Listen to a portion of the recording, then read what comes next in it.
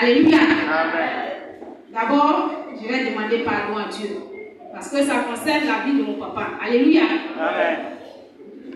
Ça s'est passé quand j'étais en classe de CM1. J'étais encore enfant, bon, pas enfant, il y avait quand même des facultés qui étaient quand même en place. Donc ça veut dire que je n'ai jamais oublié ce fait-là. Parce que c'est un fait qui m'a beaucoup marqué. Alléluia. Et quand ça s'est passé, je n'ai pas compris sur le champ. C'est après ma conversion que j'ai compris. Alléluia. Comme je l'ai dit, en classe de CM1, c'était en pleine rentrée et puis mon papa est décédé. Alléluia. Amen. Et donc, après les funérailles, il faut dire que j'étais beaucoup proche de mon papa. Je suis la dernière de la famille. Donc, vraiment, son absence-là, ça m'a beaucoup marqué, ça m'a affecté. Et donc, ma maman disait comme ça, après les funérailles, que vraiment c'est fini, que tu ne vas plus voir ton papa, c'est fini. Effectivement, après les funérailles, il n'était plus là et ça m'a beaucoup affecté. Et donc, un jour, j'étais couchée et puis j'ai fait un rêve. Bon, d'abord, avant sa mort, quand il est tombé malade, ils ont tout fait. Ils ont tout fait. Lui-même, il était guérisseur. C'est-à-dire, il guérissait les gens et puis tout. Mais pour lui-même, il n'a pas pu. On allait à l'hôpital aussi, ça n'a pas pris. Et donc, il avait sa première femme. Il a 3 enfants. Et ce sont nos aînés, 2 filles et puis un garçon. Donc, les aînés là sont restés avec leur maman quand ils ont divorcé. Et puis, elles ont grandi avec leur maman. Et elles se sont mariées là-bas. Donc, c'est elles là, les 2 là, qui étaient converties. Nous, en ce moment, on était enfants, afin de Jésus là, nous, on ne connaissait pas. Mon papa, même là, un guérisseur qui va parler de Jésus. Bon, en tout cas, lui aussi, il ne croyait pas en Jésus aussi. Nous aussi, on ne connaissait pas Jésus. Donc, ce sont nos aînés là qui étaient convertis. Et donc, quand ils ont tout fait, nous, mon papa ne pouvait pas entendre parler de Jésus. Ils ont tout fait, ça n'allait pas. Voilà, ils l'ont pris. On était ici à Kononfla, pour ceux qui connaissent Saint-Fra. Voilà, c'est là-bas qu'on était. Et donc, ils l'ont pris, ils l'ont envoyé au village, à Goïtafla, chez nous. Ils ont fait aussi avec les guérisseurs, tout, à l'hôpital, ils ont tout fait. Ça n'a pas pris. Et ce sont nos grands soeurs là maintenant qui sont venues. Comme vous avez tout fait, nous on a Jésus, on va essayer pour Jésus. Mais le monsieur aussi n'était pas prêt pour Jésus là. Mais il était sur le point de mourir aussi. Il n'avait plus de... Bon, il dit d'accord. D'accord, s'il n'avait plus le choix. Donc, d'abord, emmenez-moi à l'hôpital. Il y a une église à Goïtafla, bon, un peu partout aujourd'hui. On appelle ça IC, pour ceux qui ont déjà entendu parler de ça. Donc voilà, à Goïtafla. Donc ils l'ont pris, ils l'ont envoyé. Pendant 3 jours, les gens priaient. Lui-même, il ne croyait pas, il n'était pas là. Bon, il était d'abord comme ça. Maman dit, on lui demande, est-ce que tu vas accepter Jésus? Il dit, priez seulement. Que vous n'avez pas dit c'est ici là. Donc priez seulement. Ça veut dire que lui-même là, il n'a même pas accepté pour dire. C'est-à-dire que s'il acceptait au moins pour dire, je vais accepter votre Jésus là. Au moins, mais si Dieu ne l'avait pas guéri, s'il mourait là, il allait être sauvé. Alléluia. Mais il n'a même pas cru un peu dire que Dieu pouvait faire quelque chose pour lui. Pour lui, bon, c'est fini et puis.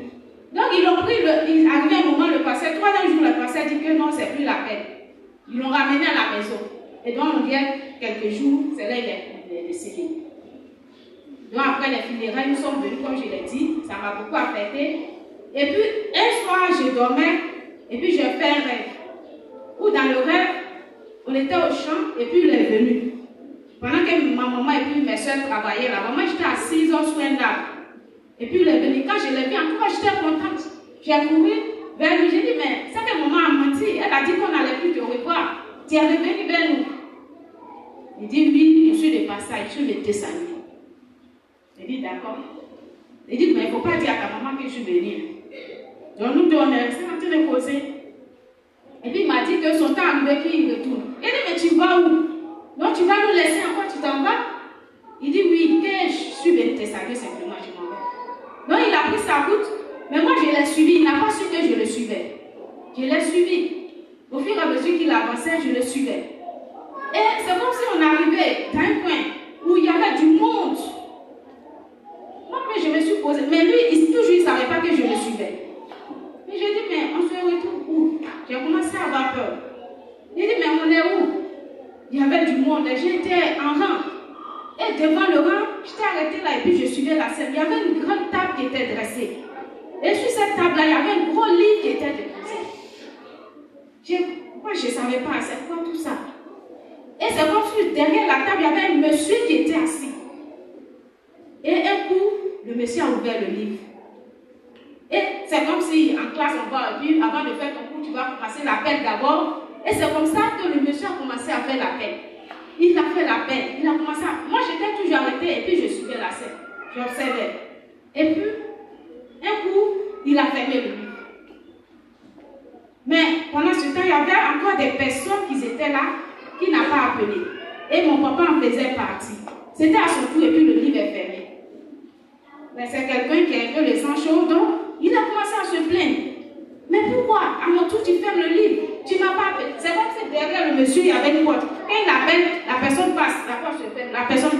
Et puis là, donc, le monsieur dit que tu ne peux pas passer. Le livre est fermé, c'est fermé. Si tu n'as pas entendu ton nom, ça veut dire que tu ne peux pas passer. Et donc, il a commencé à se plaindre. Les autres aussi étaient arrêtés pour ceux qui n'ont pas appelé. Et donc, c'est là que je vais intervenir maintenant. Quand mon papa m'a vu, il a sursauté. Il dit, mais tu es venu chercher quoi ici? Ta place n'est pas ici. Je t'avais dit de rester. Retourne et va prendre soin de ta maman. C'est ta maman qui a plus besoin de toi. Que ta place n'est pas ici. Il dit, mais c'est quoi tout ça? Si tu as dit que ton nom n'est pas dedans, pourquoi tu te plains? C'est que ton nom n'est pas dedans. Il dit, d'accord, toi, il faut retourner. Et c'est comme ça que je me suis réveillée. Quand je me suis réveillée, j'ai dit à maman, bon, elle aussi, livre là, tout ça, nous, on ne comprenait pas. Seulement qu'elle a dit que c'était ton papa veille toujours sur toi. Il dit, ah, d'accord. Ça veut dire qu'il veille, s'il est venu vers toi là, ça veut dire qu'il veille sur toi. Il dit, ok. Donc c'est plus tard. Il faut dire que Dieu avait tout disposé pour que je sois converti. Moi, je n'ai pas eu besoin de concours après moi, qu'on fasse ceci, non. En tout cas, Dieu a tout disposé. C'est ici même que j'ai commencé à ici. Ici, à Pau-Bouy, pour ceux qui connaissent Pau-Bouy, quand ils passent ici, ça y va, après ça y va, qui arrive, c'est dans le département chez ma tante. Donc après le décès, tout ça là, maman nous envoyait là pour qu'on soit un peu en passé chez son mari et ses enfants là, pour qu'on soit un peu. Voilà. Et donc c'est là que Dieu a permis que je puisse vraiment le connaître. Mais c'est vrai, on partait à l'église, mais Jésus, là, moi-même, je ne savais pas qui était vraiment Jésus. Donc, ça veut dire que Dieu avait tout disposé. Quand on est parti là-bas, il y avait une église à l'est. C'est un village. Maintenant, on n'est pas resté à Pau même. On a fait quelques temps à Pau même. Et puis, après, on est parti. C'était un campement encore. Tout était vraiment. Il n'y avait pas de lumière là-bas. Mais quand même, on se sentait en famille. On était heureux là-bas. On vivait bien. Et donc, étant là-bas, il y avait une église à Ness. Et c'est chaque dimanche, maintenant on venait à Pau-Bouy, il y a le grand temps. Mais l'église à Ness, là, nous on partait pour jouer. Parce que, bon, on se disait, c'est un campement, il n'y a pas de télé, il n'y a rien. Donc c'est la seule source de moyens pour nous, de distraction, je vais dire. Et donc, les soirs, l'église était dirigée par 2 personnes. Un monsieur qui s'appelait Roger, et puis mon cousin, le premier fils à ma tante, qui s'appelle Mathurin, il était le deuxième dirigeant. Donc quand on quitte au champ, on finit nos affaires. Souvent on reste en train de manger. Quand l'heure arrive, c'est à 19h.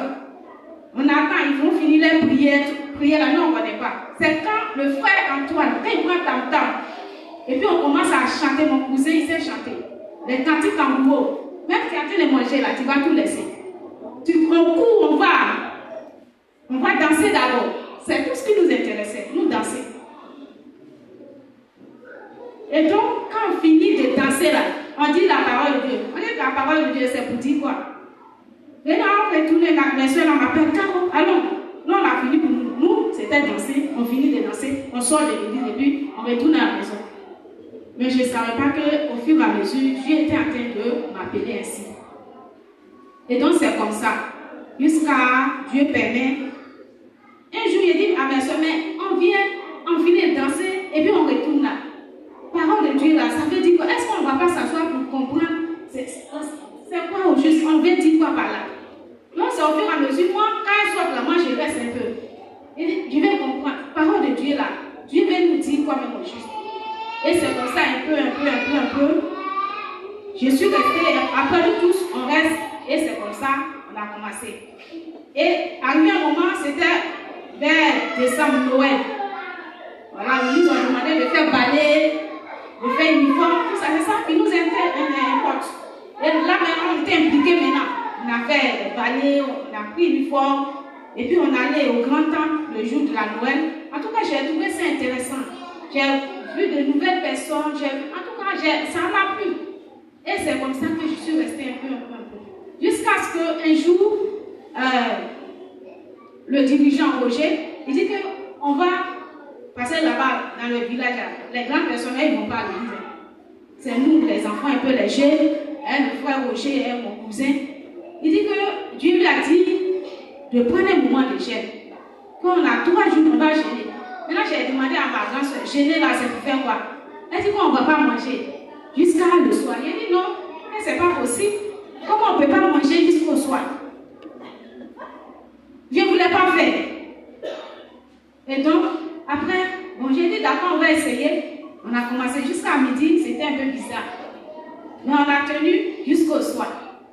Mais ce qui m'a plu le soir, c'est que chacun apportait son plat. On s'est retrouvés chez le frère Antoine. Et chacun apportait son plat. On a fini de prier. Et puis, on a commencé à manger ensemble, les frères comme les sœurs. Ça m'a beaucoup plu. Je dis, mais c'est intéressant quand même. Hein. On a mangé. J'ai dit, c'est que c'est bon. Hein.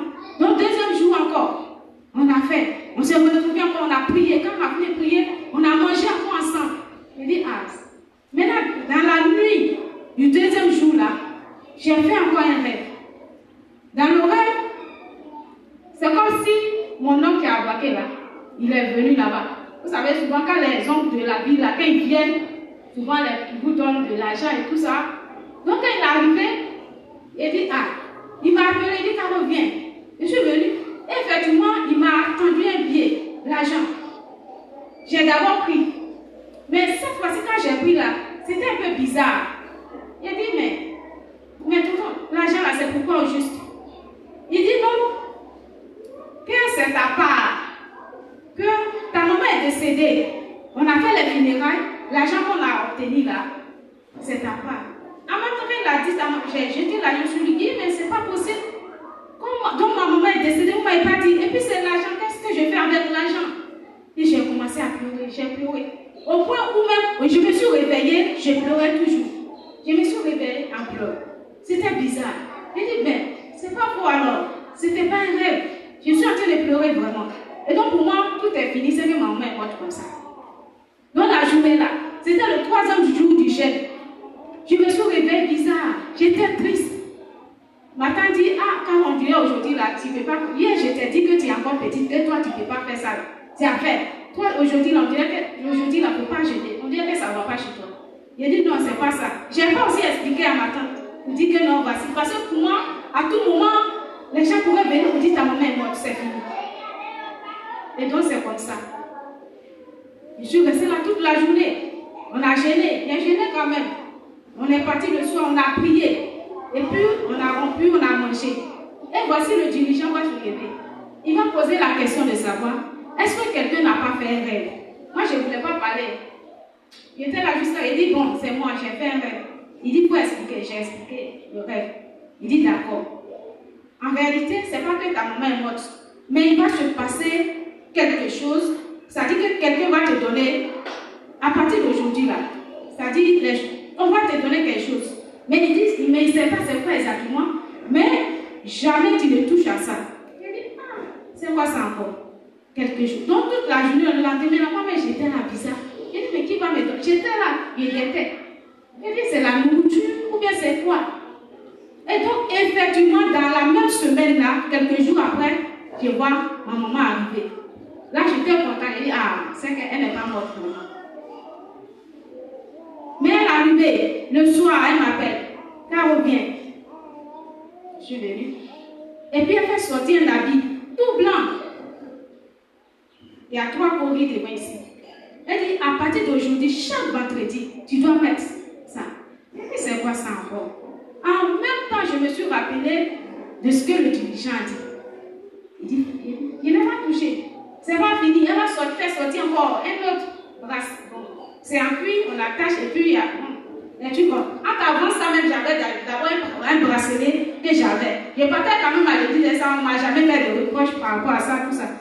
Donc, elle m'a donné ça encore. Je dis, non, je ne touche pas. Elle dit, il y a quoi? C'est là, je lui ai dit, je vais à l'église. Et puis elle a commencé à dire. Elle dit, depuis quand toi tu connais l'église? Il a dit, elle pensait que je plaisantais. Il a dit, non, je vais à l'église. Elle dit, ah, d'accord. Donc, elle a appelé ma femme. Ah, ta fille là, elle dit, ce que j'ai apporté là, elle ne veut pas prendre. Elle dit, elle a commencé à dire, elle dit, elle va à l'église. C'est ça, ma tante doit dire, laisse-la. L'église, je les laisse, elle-même là, elle dit, moi, elle dit même, je vous laisse là. C'est parce qu'il n'y a pas, nous sommes au village, il n'y a pas un point de distraction. C'est pourquoi je vous laisse aller à l'église pour aller danser. Sinon, c'est rien.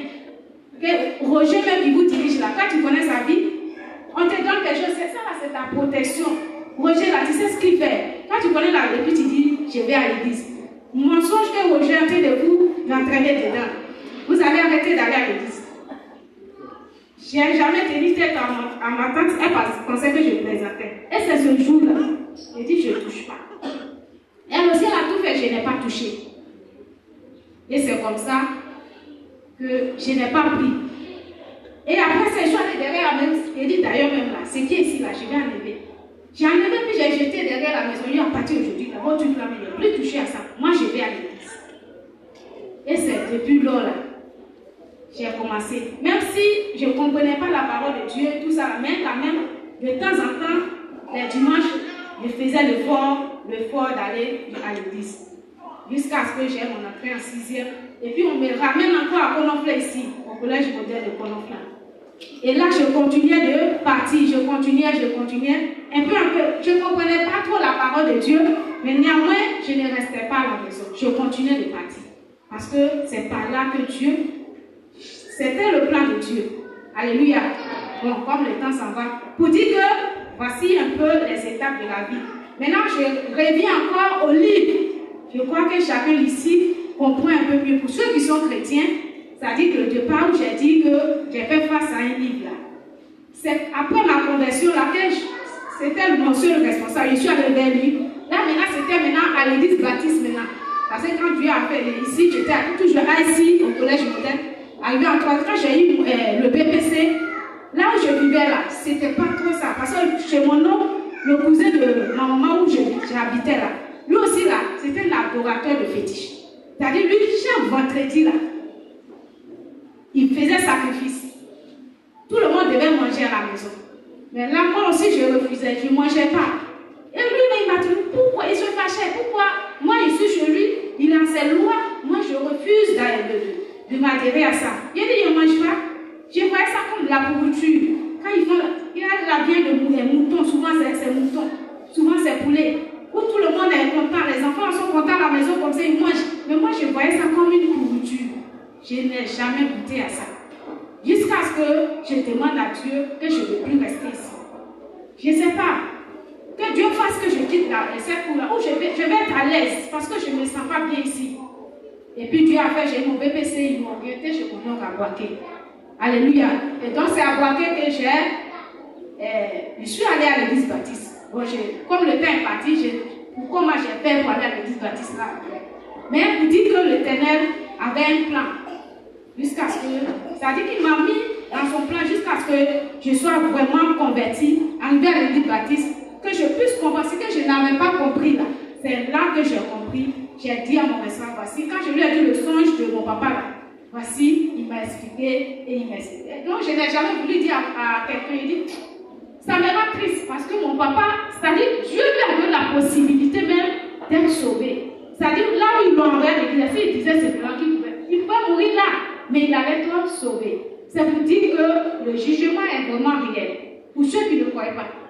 Quand nous avons tout à l'heure, papa a donné le passage de Matthieu 7, quand on prend le verset 21, tous ceux qui diront Seigneur, Seigneur, n'entreront pas. Ça veut dire que ça ne concerne pas seulement ceux qui sont chrétiens, ou bien ceux, ça concerne tout le monde.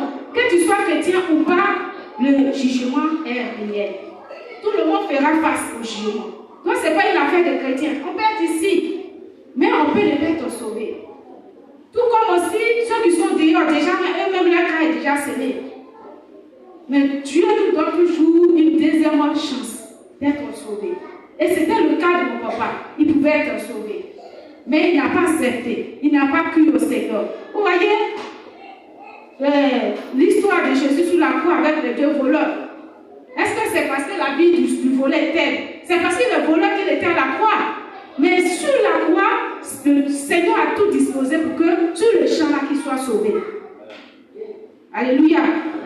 Donc vous dites que le livre là, c'est le livre de... Quand mon raison m'a dit, il dit le livre là, c'est le livre de vie. Donc on peut être chrétien, on peut ne pas avoir notre nom dedans. Tout comme on n'est pas chrétien, déjà notre nom n'est pas là-bas. Donc c'est un peu ça. Que le Seigneur nous bénisse. Amen.